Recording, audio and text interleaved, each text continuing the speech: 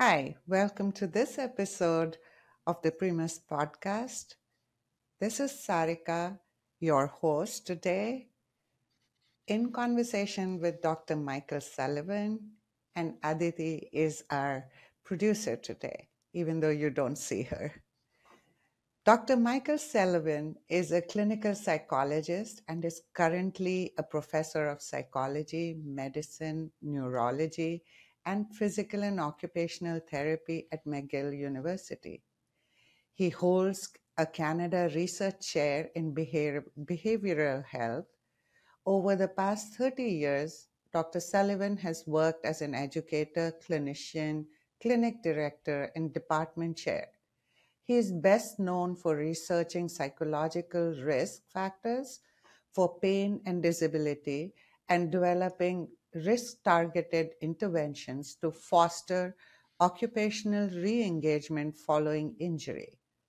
One such intervention, the Progressive Goal Attainment Programme, PGAP, has been included in the official Disability Guidelines Work Loss Data Institute as an evidence-based approach to managing work disability. Please welcome him to our podcast. Thank you for having me. So let's first get into the question of what inspired you to get into this field? So what inspired me to get into this field? I was completing my final internship, predoctoral internship, at what was then probably the first multidisciplinary pain treatment center in Canada. And it wasn't exactly by design that I ended up there. It's not the place that I thought I'd applied to for my predoctoral internship. Most of my background until that point had been in more traditional mental health. I'd done most of my training in chronic mental health institutions, but my application did end up at the Royal Ottawa Rehabilitation Centre, and that's when I was first introduced to the problem of chronic pain and disability, and in the work that I was doing with clients, you're struck both by the magnitude of the impact that pain can have on individuals' lives, and certainly at that time, also sort of like humbled by the lack of effective tools as a clinician to do much about it. Mm-hmm. And so it was an area that fascinated me immediately and has kept me engaged for the last many years. Yeah, it's an interesting perspective into how we come to where we come. Yes. It's a long journey. Yes, some of it by design and some of it less so. Yes, absolutely. So maybe if you can share some of your stories about case studies or stories that got you to design the PGAP framework. So I guess to put things in context again, so back in the mid-1980s, and Canada and the U.S. were just beginning to, I think, come to the realization that chronic pain problems were going to require the input of a range of disciplines, and so we saw the development of more and more multidisciplinary pain treatment centers. But at the time, there was very little research to guide any of the interventions that were being offered. So I guess, today where we use the language of evidence-based medicine as guiding our practice, back in the 1980s, it would have been intuition-based medicine. And some of those intuitions were, reasonable, and some of them less so. And so I became more and more interested as well in developing a program of research to better understand some of the factors that might be impacting negatively on the recovery potential of individuals with debilitating pain conditions. And as a psychologist, my interests were into sort of like psychological, psychosocial, or behavioral factors. And so I guess our center would probably been one of the first or among the first to start a systematic inquiry into what we now refer to as risk factors for delayed recovery or risk factors for chronic pain. And as we learned more and more about the types of factors that were contributing to chronic pain, obviously, it's like one of the objectives was to see if we can turn some of that knowledge into, let's say, at least directions for intervention. So how can this, the results of our research help us provide better treatment for individuals who are suffering from debilitating pain conditions? And so at the rehabilitation center, we would be examining how the results of research could, be turned into effective treatment interventions. But it was still in a multidisciplinary pain treatment center. And while they are, often considered the flagships of intervention for complex cases, one of the problems is that there's few of them. They're very expensive and relatively inaccessible to anybody that doesn't live in a large urban center. So I became more and more interested in addressing how we might be able to put together a skill set or a collection of tools that could actually be delivered by one person. And so this would be trying to sort of incorporate everything that we knew from best practices in the management or rehabilitation of pain-related conditions and turn that into a set of skills that you could train one individual to deliver. And the thing is that if it was going to be possible to do that, is that you could then provide this intervention on a much greater geographical scale, so that while it may never be possible to have a multidisciplinary treatment center in a small rural or remote community, you might still be able to have a multi-skilled service provider who would be able to, let's say, still deliver what would be some of the key elements for successful recovery or improvement for individuals with pain-related conditions. So that was some of the initial thinking, was how to get the essential ingredients of successful rehabilitation sort of distilled into a skill set that could be delivered by one person. And and though that skill set, it's like if we were talking about PGAP when it was first developed and PGAP today, they're very different interventions, because one of the things that we wanted to do with PGAP was to make sure that it would always be considered at the cutting edge of evidence-based practice. So that as we learn more about what it is that contributes to problematic recovery, and if we were able to turn that into an intervention, then that new intervention would become part of PGAP. So that's was our aim, to have an intervention that would be effective, that would be also, let's say, sustainable from a cost perspective, because particularly when we're talking about it's like regions that are remote or rural, is that there's not a whole lot of, let's say, financial resources available to maintain intervention programs for individuals who have debilitating conditions.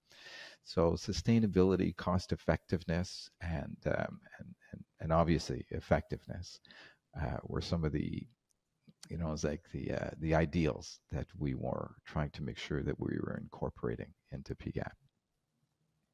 So that's sort of some of the thinking behind the development of that intervention.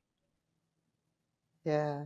That is really interesting, because this same idea can be used for developing countries as well, because resources are so less, right?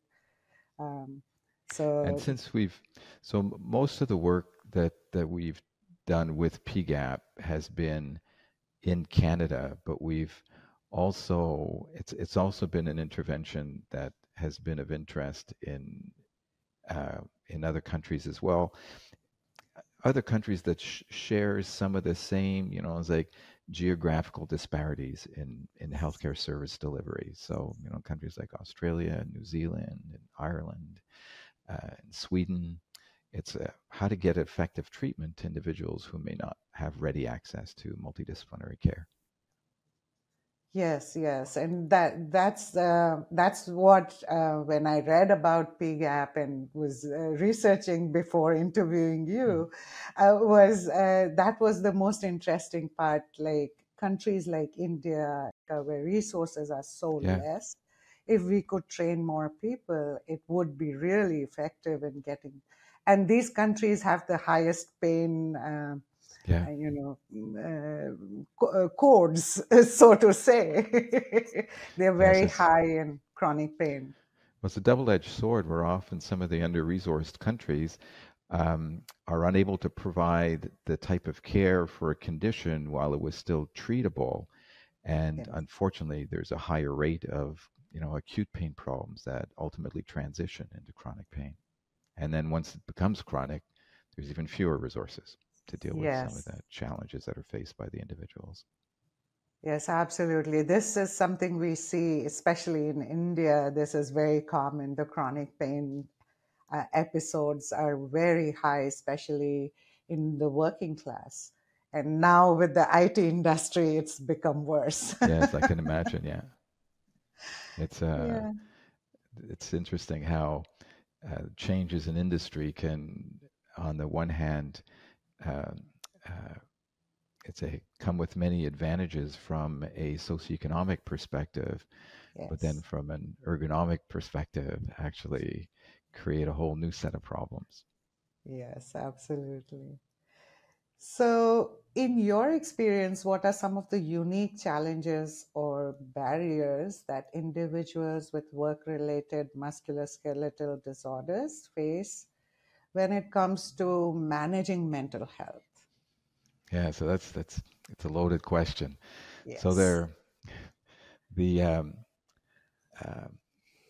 the thing about any problem that starts with the two words work related is that it what it does is that it means that the whole path of recovery is going to be one where there's multiple stakeholders that are experiencing or let's say, who have a perspective on the issue or the condition that are very different. And it's a complex system that's going to involve healthcare. It's going to involve the insurer. It's going to involve the employer, and depending on the context, might involve as well a legal system. And all of those actors are going to be playing a role that could either facilitate or impede the recovery of the individual.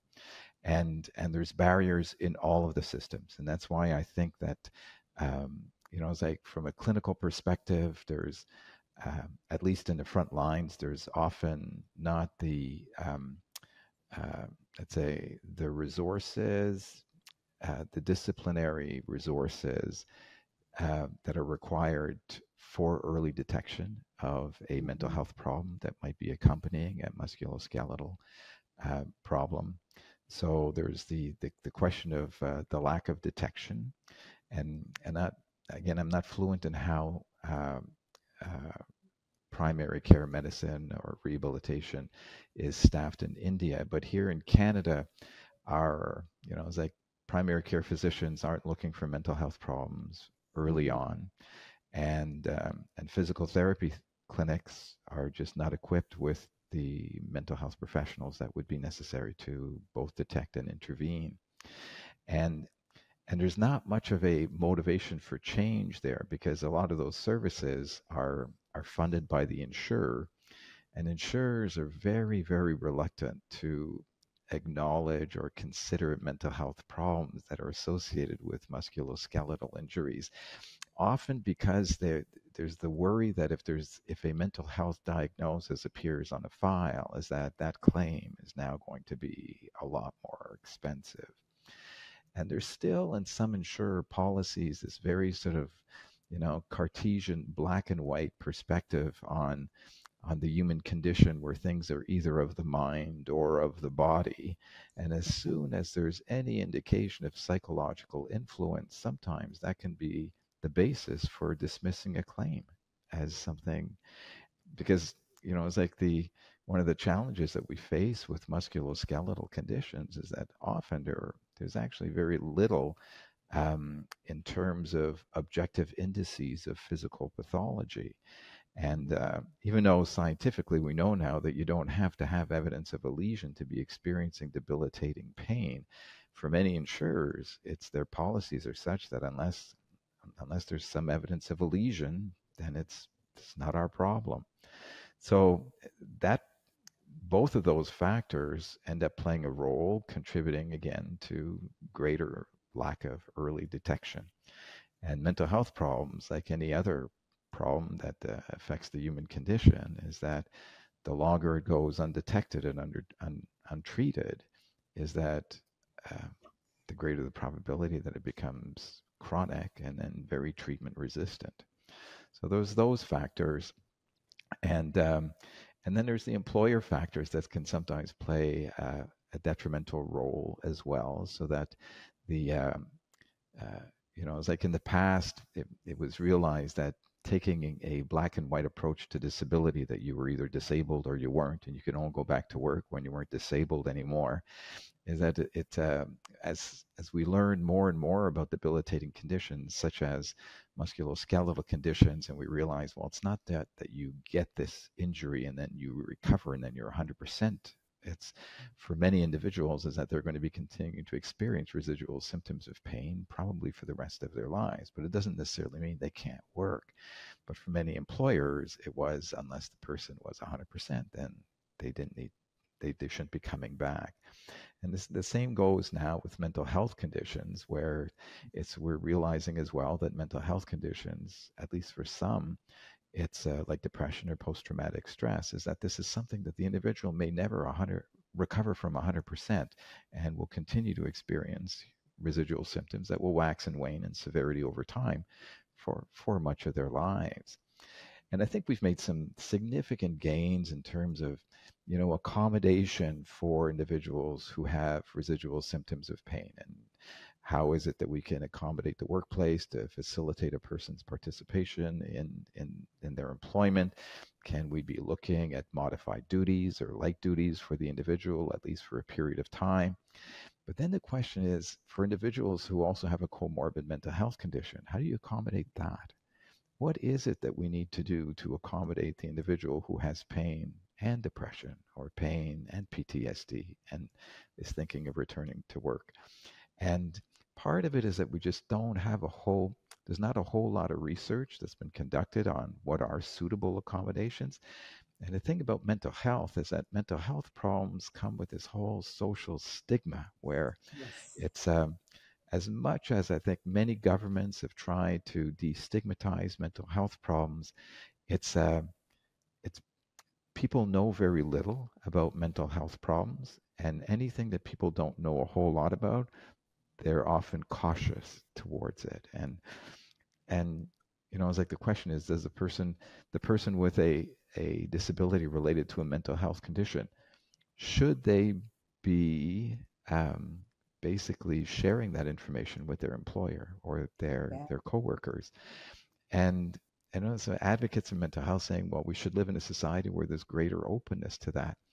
But I think from the perspective of many people with mental health conditions is that they'll tell you that openness is not necessarily there. I think we still have big strides to make in having a more accepting and accommodating community, both from a social perspective and also from an employment perspective, to better accommodate individuals who would like to return to work. Yeah, the mental health component becomes very tricky. With so many barriers to it, right? The social stigma, the employer stigma, the personal also barrier is there. Sometimes people do not want to accept that there is a mental health component to their physical. Yes, and I think that reluctance to accept that there's a mental health element, we see that even more so in individuals who also have a medical condition. Mm-hmm. So that, it's like many clients who have a debilitating pain condition, following an assessment, is that we might be informing the individual that they're also showing significant signs of depression. And for many clients is that they'll dismiss that by saying, well, the only reason I'm depressed because I have pain. And if you Mhm. can get rid of my pain, then I'll be fine. And whether that's true or not, often we don't know, we'll never know the answer to that because we may never be able to basically alleviate the individual's pain completely. But it's that you now have a situation where it's going to be next to impossible to engage that person in an intervention for a mental health problem if they only see that mental health problem as the consequence of their medical condition. Yes, and also I think there is a fear that others are going to perceive the pain as an imagined pain, Yeah. or yeah, that's something we hear from a lot of patients with chronic pain. And how Yeah. would you address that? It's interesting, it's you know, it's a very difficult system that individuals with pain must need to navigate. In this in 1959, George Engel published a paper on psychogenic pain. So he was a physician, and he argued that many patients who were presenting with pain symptoms actually didn't have a pain problem, and Mhm. that they had psychogenic pain, and that this psychogenic pain could be detected by a physician in a brief 15-minute interview, and that additional medical tests were not required. Okay. And that idea that there was such a thing as psychogenic pain has persisted in medicine in the absence of any supporting evidence. But because it's so part of the clinical lore and the mythology of medicine, that for many physicians, when there's an absence of physical pathology to explain the person's pain symptoms, is that they make the leap to the head. And Mhm. once the leap to the head is made, all medical investigations stop. So for the patient who is navigating the medical system following a musculoskeletal injury, there's going to be a certain weariness to having anybody talk about psychological anything, because they're concerned that if that discussion goes too far, is that they're not going to get the treatment that they Yes. require, and that they might actually have their claim dismissed if it's a work loss claim. So it's an incredibly challenging problem, and one that, I mean, first of all, I think it's under recognized the degree to which um, that, that it's under the degree to which physicians, some physicians, not all, continue to make this leap to the head in a manner that is completely at odds with our current scientific understanding of what the pain system is. And also that it's like when physicians use the term medically unexplained pain, it implies that there's such a thing as psychologically explained pain, and there isn't. There, there is no data to suggest that a psychological factor can create a pain problem. Mhm. So much of the work that we've conducted over the last few decades on psychological or psychosocial risk factors is that we've conducted a lot of research that suggests that certain ways of thinking can make your pain better or can make your pain worse. But we've never been able to demonstrate that certain ways of thinking can actually create a pain problem. But Yeah. that mythology still exists in the minds of some medical practitioners, that somehow a psychological factor can be mysteriously transformed into a pain symptom. And as I mentioned, there's no evidence to support that. Yeah, and it's not just physicians, it's also general public who's hung on to the word Yeah, psychosomatic. And the moment you talk about psychosocial factors creating or aggravating pain, people just go to, oh, that is psychosomatic pain, which yeah, is totally dismissive in the way yeah. they look at the pain.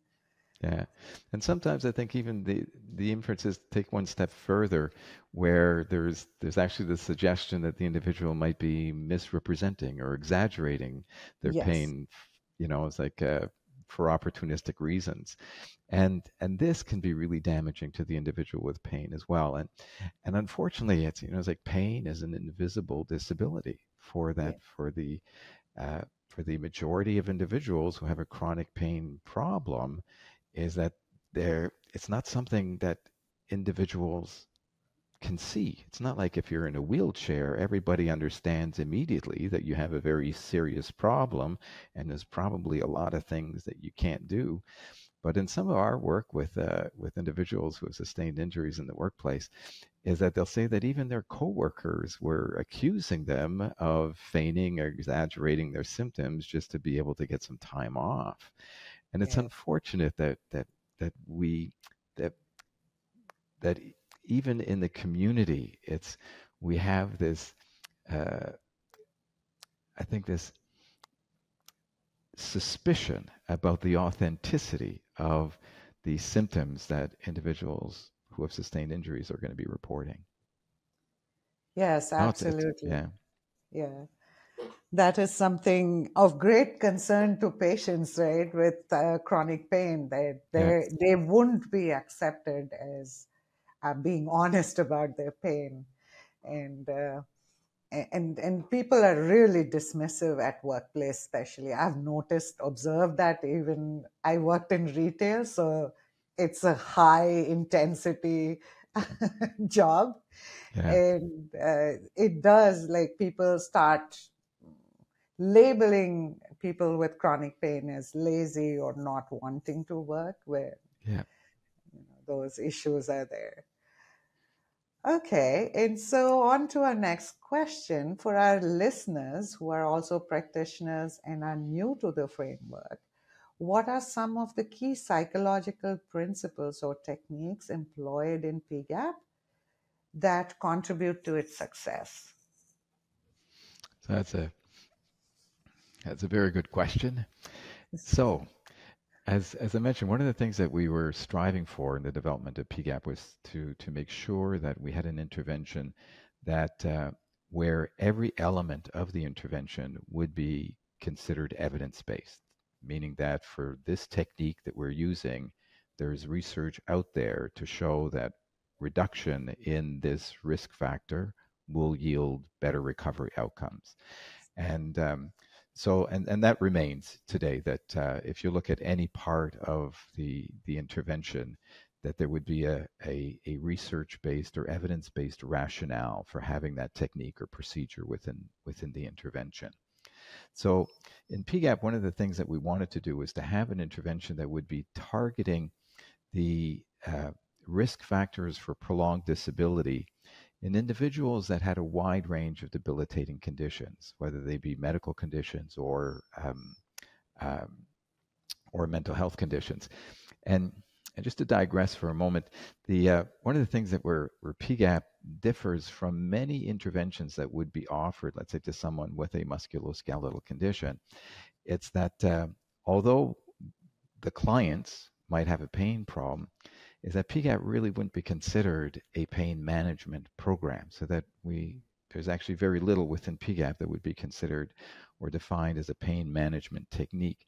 What PGAP tries to do is that it tries to reduce the determinants of disability, so that even though we think of, as like disability and symptom severity as being almost synonymous, is that they're not. Is that what the factors that contribute to symptom severity in someone with a musculoskeletal condition are actually very different than the factors that are going to be contributing to disability. And symptoms themselves only explain part of the individual's disability. And in PGAP, what we try to do is to target as many of the determinants of prolonged disability, with the objective of facilitating the person's resumption of important life activities, and one of these activities or activity domains being their employment. And so our successful outcome in PGAP is a return to work outcome.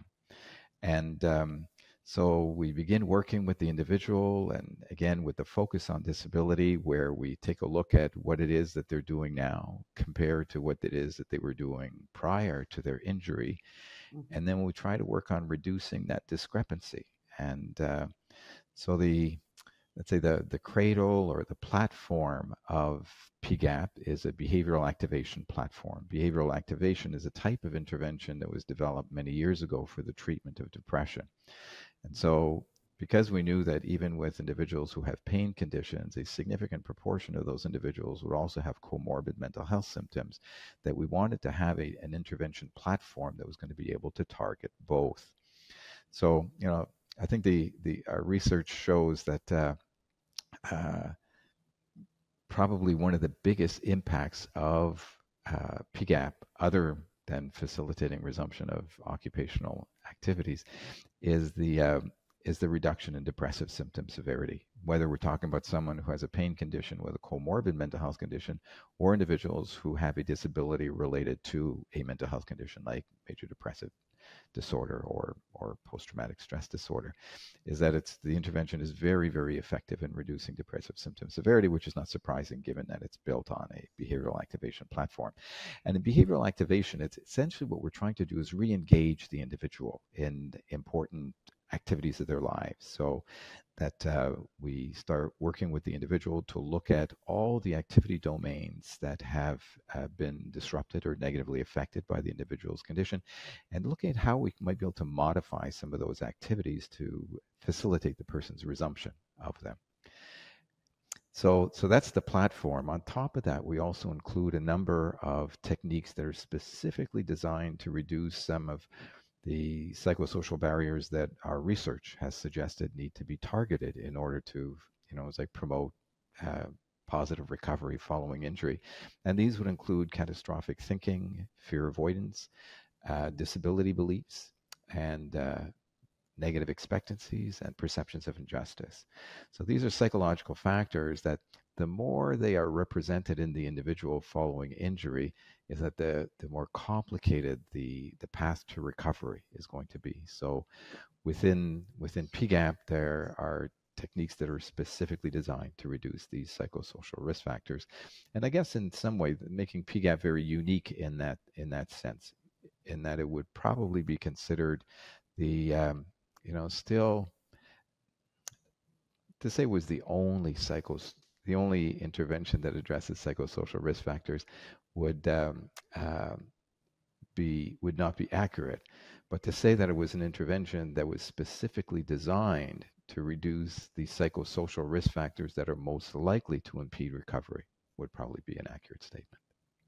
Yes, as I was reading through the two scales that you use in PGAP, the perceived injustice and the catastrophizing scales, I was wondering if we could actually use these as predictive, methods when somebody reports injury or comes with disability. So it's a good question, and one that I think many service delivery centers and insurers are interested in saying, what could we be including in early on in our assessment of individuals that would allow us to detect the individuals that are most at risk for problematic recovery?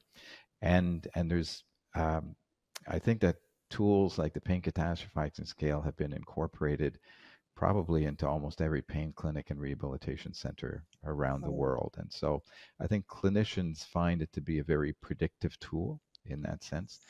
And there's a number of insurers now that have started to include the Injustice Experiences Questionnaire as part of their early screening, even at the early stages of claim submission, to identify individuals that are going to potentially have a more prolonged path of recovery. And screening, like insurers will screen for various reasons. Yes. Sometimes it's for more, not necessarily ones that will directly benefit the client. Yeah. But if you're going to be screening, I've always been the believer that if never screen for anything that you can't or aren't prepared to intervene on. So screening for perceptions of injustice makes total sense if you're going to do something about it. Screening for catastrophic thinking makes total sense if you're going to do something about it. And it's the doing something about it that hasn't happened to the degree that I think it really needs to It's these are very complex risk factors. It requires much more than a brief discussion with a client on how to target it, how to reduce it. And there are also risk factors that are being maintained by all sorts of sources, often external to the clinic, external to the individual, external to the workplace. And so it takes, you know, a significant investment to say, yes, we're gonna see if we can identify important risk factors and then try to put in place the resources that the client is going to need to overcome these challenges. And we need to do a whole lot more of that. Absolutely. I think if we are willing to use these scales for prediction, then we need to also incorporate the treatment Yes. plan. Right. I remember not that long ago, I think maybe about it's in the pre-COVID times, and I was giving a talk at an international rehabilitation conference, and there was, you know, probably 1,000 rehabilitation professionals in the audience, and these would have been sort of like occupational therapists, physiotherapists, vocational rehabilitation counselors, and I asked the audience, I said, how many people here use the pain catastrophizing scale as part of your screening? And probably 90% of the audience raised their hands. And then I said, and what do you do if the person has an elevated score? And no one raised their hand. You know, and then I think that still all too often we see situations where individuals will use information from psychosocial screening to blame the client for not getting better. Saying, yeah, well, the person didn't improve in our program, but then he had a high catastrophizing score, you know, as if that's Yeah. the reason. And that's not the way we should be proceeding. That was never the intent of many of these measures, and certainly that's not why we research things. We don't research psychosocial risk factors so that we can blame the patient for having them. Is that, Absolutely. you know, it's like in clinical science, it's our responsibility. You identify a risk factor, is that you then put in place the resources needed by the client in order to overcome those challenges. Yeah, absolutely. And so, taking from there, because you were mentioning that many clinicians use the scales but don't know what to do with it. So, how could more practitioners train in PGAP and use it as a Yeah. tool? So, and it's a, I mean, it's a significant problem now where, you know, it's not as necessarily good or bad. It's over the last, I would say, 2 decades. It's the silos of disciplinary practice have become more porous. So people adopt tools or techniques that were developed in disciplines other than the one that they were trained in. And what's good about that, you know, is like the thing about, you know, we've learned a lot about psychological factors that can impede recovery. But a psychologist, first of all, is not necessarily always the best person to be intervening with those, especially if the person has a medical condition, because the person with the medical condition is going to be asking, why are they sending me to a psychologist when I have a back Yes. pain problem? You know, so there's that challenge. And psychologists are hardly ever represented in the front lines where you need to be detecting things early. It's, you know, it's like in my practice as a psychologist, it's, you know, it's like if anybody's ever referred to me, it's rare that they are less than 1 year post-injury. So, you know, psychology is always the last door on the left. Yes. You're sent there after you've seen everybody else. And so to have psychological tools sort of incorporated earlier on in the repertoire of services that are offered to injured individuals makes a whole lot of sense. But you also then need to train the people there on how to use them. And so, for example, for us in PGAP, recognizing that psychology was probably not going to be the discipline that's going to be delivering this intervention, just because there's too few psychologists and they're not necessarily in the right place. So we focus much more on trying to train people who are already at the front line of rehabilitation in the delivery of PGAP. So most PGAP providers would be occupational therapists, physiotherapists, rehabilitation counselors, and a handful of psychologists. But again, it's psychology is too far down the line to be using an intervention that is designed to prevent chronic disability in someone who has sustained an injury. Yeah, and the moment we refer to a psychologist, things take a different turn for Oh, yeah. people.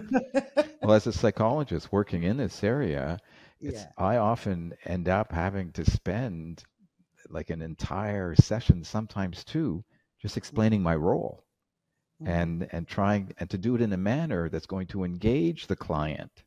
Yes. And it's so yes, psychology has to be part of the fabric of the services that we're offering to our clients who sustain debilitating injuries. But the psychologist is perhaps not always necessarily the best professional to be delivering that intervention. It's like once the individual starts showing signs of, it's like severe mental illness, is that yes, then you're going to need a trained Yeah. mental health practitioner. But if you catch a problem early enough, is that sometimes, even though there's psychological factors that are playing a role, is that they're not as entrenched or as debilitating as they will be 6 months or 8 months from now.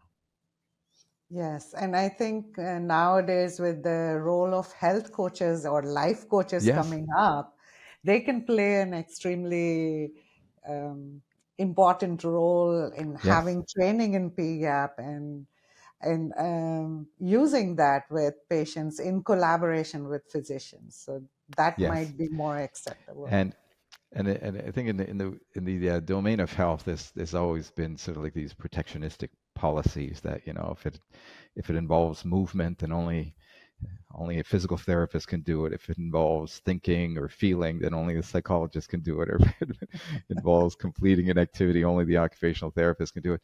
But what happens is that we're also recognizing that the magnitude of these health and mental health problems exceeds the number of professionals that we have to treat them. And more, there's been not just interest, but evidence to support that paraprofessionals or even peer-trained individuals can be quite effective in successfully managing the symptoms of even mental health problems like PTSD. So Yes. um, uh, but it's like we still need a bit better openness from our clinical practice communities to consider that maybe you don't need to be of a more traditional intervention discipline in order Mhm. to be someone who can assist someone in their path to recovery following injury. Yes, absolutely. I understand, but also a lot of people without certification get into helping people, and that could be an issue. So yes, PGAP training in PGAP can really Yeah. open up scope of help for people and access to help for people.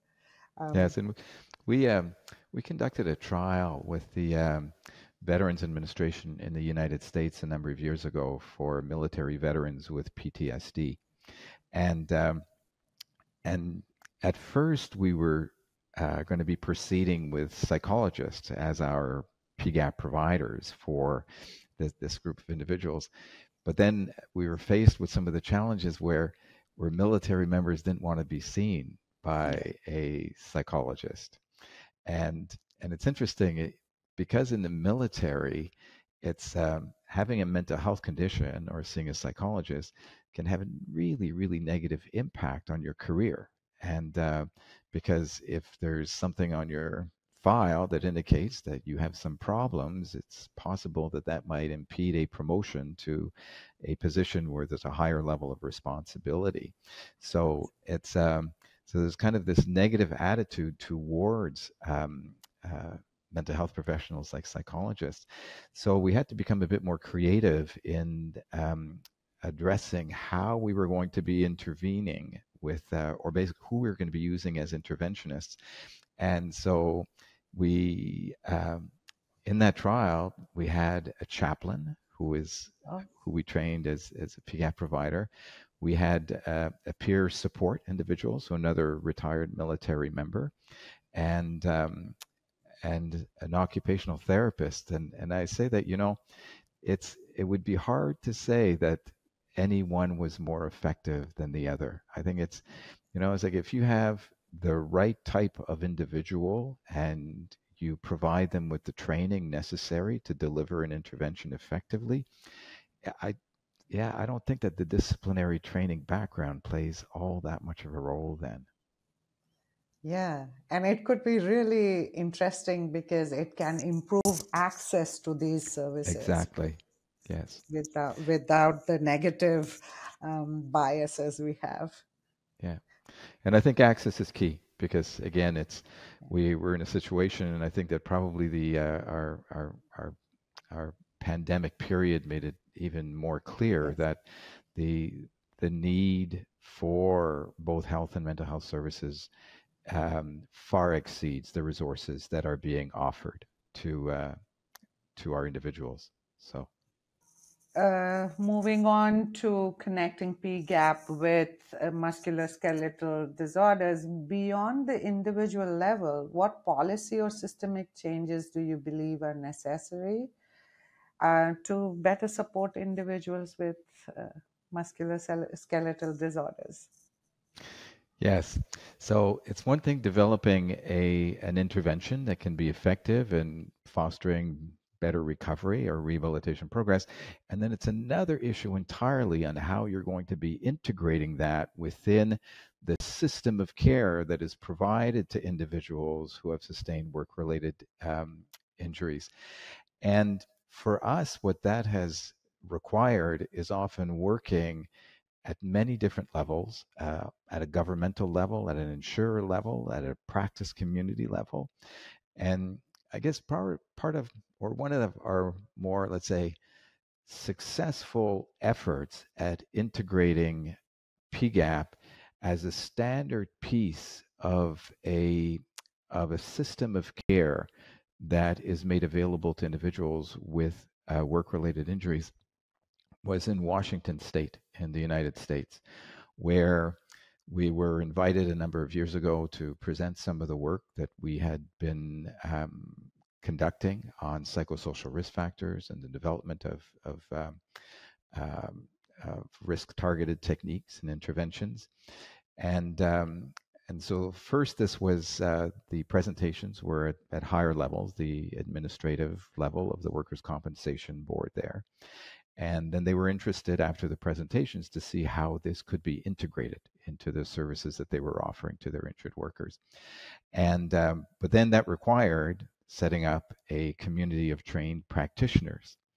So for the next 2 years, we worked with the Workers' Compensation Board there to train, I would say, probably in excess of 300 rehabilitation professionals, so that they wanted to make sure that there was PGAP trained rehabilitation professionals throughout the state, that they would be able to ostensibly provide services in the injured workers community of residents. And so those two pieces were put in place. And the next piece was working with the case managers who were going to be making the referrals to allow them to, first of all, be able to detect which type of client might be a suitable candidate for PGAP. Because again, since PGAP is an intervention designed to target a limited set of psychosocial risk factors, is that the suitable or the ideal candidate for that type of intervention is going to be someone who presents with a psychosocial risk profile. So we then had to train, I guess, probably in excess of 300 to 400 case managers in the early detection of psychosocial risk factors, and then to be able to refer that individual to a PGAP trained clinician. And so all this took the better part of 5 years to make happen. And so it's PGAP is still an integral part of the services that are offered to injured workers in the state of Washington, where as much as possible they try to strive for early identification of psychosocial risk and then refer that individual to a PGAP trained service provider. And I think so. We're probably 10 years into that collaboration with Washington State, and their continued use of PGAP suggests to me that probably their data suggests that this makes sense both for the injured worker, the employer, and also for the insurer. So, but the amount of effort that's required to go into like really effectively integrating a new intervention into an existing system of care is certainly not trivial, but it's doable. It really is doable. And So that's sort of what is required. It's unfortunately we still there's still this kind of tendency to look for an easy fix, and I think that sometimes, it's like all the important different levels of the world of injury and recovery underestimate the complexity or the magnitude uh, of the effort that is going to be required to make a meaningful difference. And so that's one of the changes I think that needs to be made is we need to move away from the idea that there is an easy fix because there isn't an easy fix. These are very complex problems. They require, it's like a well-trained practice community and a system that's going to be able to identify individuals at risk and put them on the path to, it's like let's say is going to be able to provide them access to the resources they're going to be needed for them in order to move along the road that will yield a positive outcome. So I think that is one of the changes that needs to be made. And so it's a lot of it is it's engagement, it's effort, and but I think that there's enough evidence out there to suggest that effort is in the long term going to be worthwhile. Yeah, I think it's more about people getting educated that pain is something that requires patience Yeah. in treatment. Yeah. Everybody is ready to go get working, but not ready to invest in the treatment. Yeah. So, what public policies might need to change to accommodate that? Do you think that would help? So I think I think we touched on policies a little bit earlier, and I think there's certain perspectives and policies that are currently in place that are not necessarily advantageous to the individual who has a debilitating pain condition. And I think that part of the issue is I think there has to be greater. We still have, let's say, at an insurance level, some policies that are based on let's say, misconceptions and misperceptions of what the whole pain system is about. And I think that we definitely need to take steps to try to realign policies with what we know scientifically. And as long as there is a discrepancy between our policies and what we know scientifically, it's for sure that is a formula for negative outcomes. And so that needs to happen. There's some certain myths that continue to permeate how medical practice addresses, and here I make too much of a broad stroke. It's not all medical practitioners, but enough to still create a problem that we cannot have, let's say, practice-based mythologies that are not founded on science, where, perhaps in the days of Engel in 1959, when there was very little science to guide practice, you could excuse misperceptions. Not today. We have invested, all of our governments have invested so much in trying to better understand, it's like what goes wrong in recovery following injury, that we at least owe it to our clients or patients to make use of that knowledge when we're trying to provide care. And there's no excusing practice that is not based on evidence today. At least not in this area. There's just it's like there's still some very understudied health and mental health conditions. And again, you can say there's not a whole lot of evidence to guide practice. Well, that's not the case in the area of pain. We have a lot of evidence to guide practice.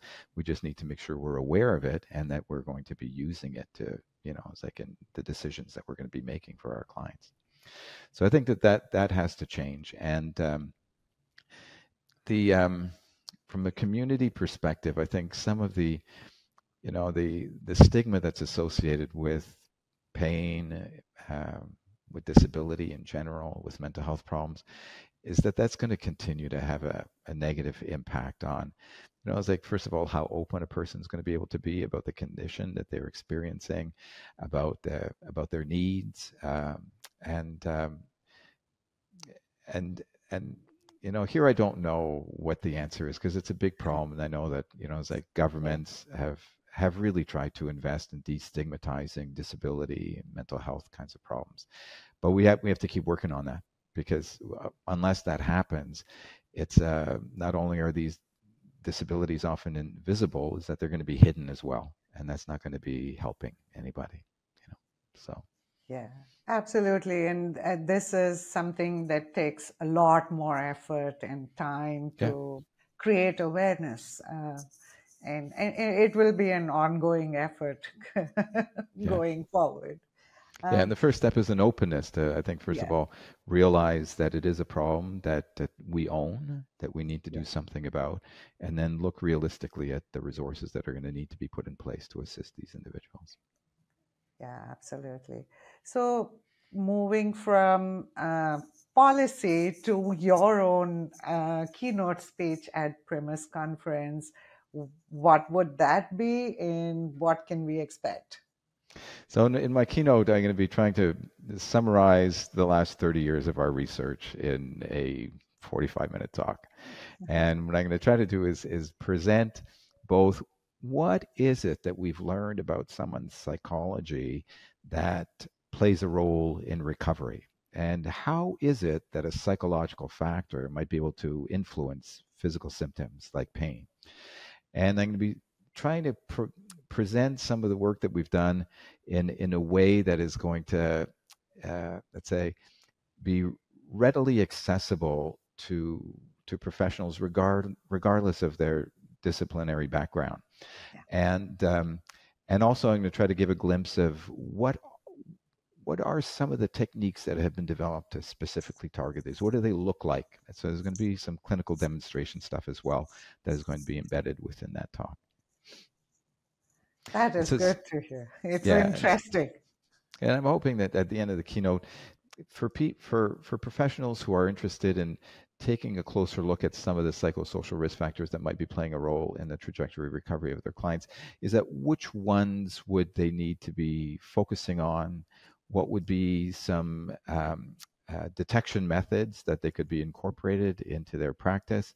And what additional type of training might they want to look at, in terms of if they want to be feeling more confident and competent in working with the client who's presenting with a psychosocial risk profile. Yeah, that would be amazing for them to learn basically what they would need to gain more Yeah, expertise in. Just knowing the various factors is not enough. exactly. Yeah. So it was a great pleasure to be talking to you, Dr. Sullivan, and looking forward to your keynote speech at the PREMUS conference. Well, Um, thank you very much for the invitation. I very much enjoyed our conversation as well.